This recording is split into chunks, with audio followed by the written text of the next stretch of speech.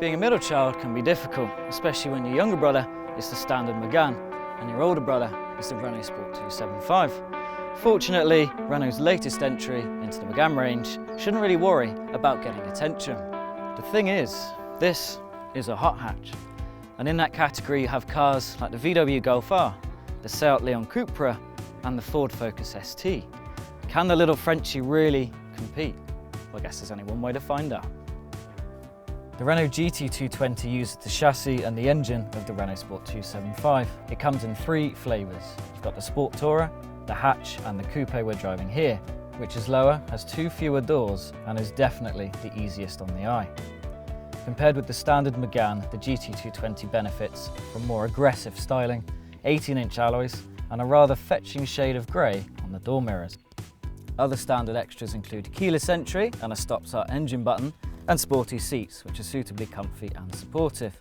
This test car also comes with the Leather Pack Plus, which adds height adjustability to the front seats and a bit of heating.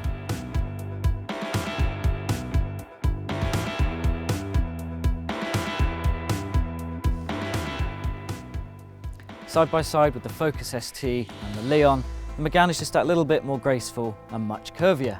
But as a result it loses practicality, although you can still get a 2-metre IKEA flat pack in the boot, providing you fold the rear seats flat.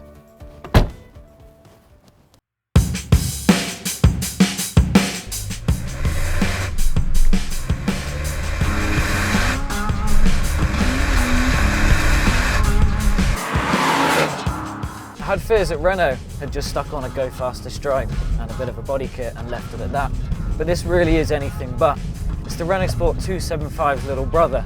Under the bonnet is the same 2-litre 4-cylinder that you get in the Renaultsport 275, except in this case it's been detuned from 271 brake horsepower to 217. Now that does sound like a bad thing, but in doing so it means the car is a little less thirsty on fuel, averaging somewhere around 40 miles per gallon.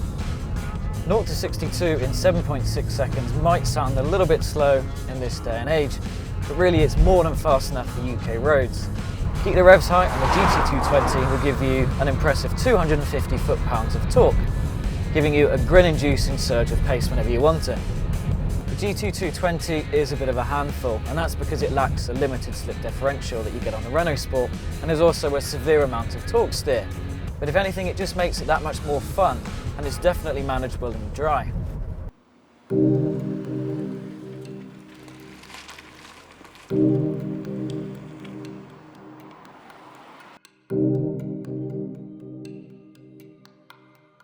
I'm going to risk the wrath of petrol heads just for a second, so bear with me. I actually think the GT220 is a little bit more fun to drive than the Golf R. I know, shock horror. But there are 2 good reasons for that. One, I think the engine sound in this is much nicer, so you enjoy hoofing it around all the time. And number 2, the Golf R has all-wheel drive, whereas this is front-wheel drive. And that means it's just always a little bit leirier, a little bit less predictable. In terms of ride quality, some of the bigger craters on UK roads are going to hit you really hard. But things do improve vastly as you pick up speed. There's no denying the ride is much firmer than in the standard Megane, but it's considerably more forgiving than the Renaultsport 275. Now that may seem like a negative, but the GT220 is never a chore to drive around town. It can do the mundane, boring, slow thing really easily, although to be honest, you'll find yourself struggling to ever drive it slowly. In theory, the added harshness should be a problem, but the composure, lack of body roll, and near instant reaction to steering inputs makes it just so much fun to drive that you end up in a really forgiving mood.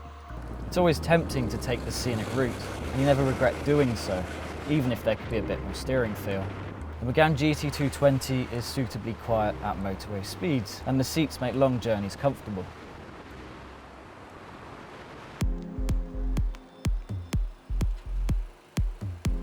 I really have to hand it to Renault. The GT 220's interior is comfortably above average.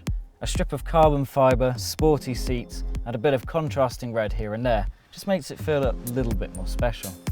The infotainment system can connect with your phone via Bluetooth, so it can read out text messages, answer calls, stream music, and there's also navigation through TomTom, which will help you get from A to B. The Megane GT 220 starts from £24,245, and that's for the coupe model, which is the most expensive and the least practical. But if you shop around, it can be had for significantly fewer pennies. But then the same could be said for the Focus ST, which starts £2,000 cheaper in the first place and is quicker from 0 to 62 miles per hour. Let's also not forget Renault's 4-year, 100,000-mile warranty, dual-zone climate control, daytime running lights, and an uprated Archimedes sound system for some block-rocking beats. I was really worried this was going to be a standard Megane with aluminium pedals and a Fast and Furious body kit, but this is no half-assed attempt at being sporty. It's the real deal, a French pocket rocket that's made to make you smile. The GT220 is therefore a thoughtful and stylish addition to the Megane range that is, quite honestly, bags of fun to drive. So fun in fact that you will never complain again about driving to the shop to get bread and milk, or begrudge giving that annoying friend a lift. For someone who wants a fast hatchback and finds the Focus ST too common, the Renaultsport too expensive, the Leon Cupra just too ugly, and the VW Golf R too German, this really is a likeable alternative. So likeable in fact, that you want to bring it in at night and give it a nice saucer of milk. This is no tepid cop-out, it's boisterous and fiery like every hot hatch should be. Perhaps being the middle child isn't so bad after all.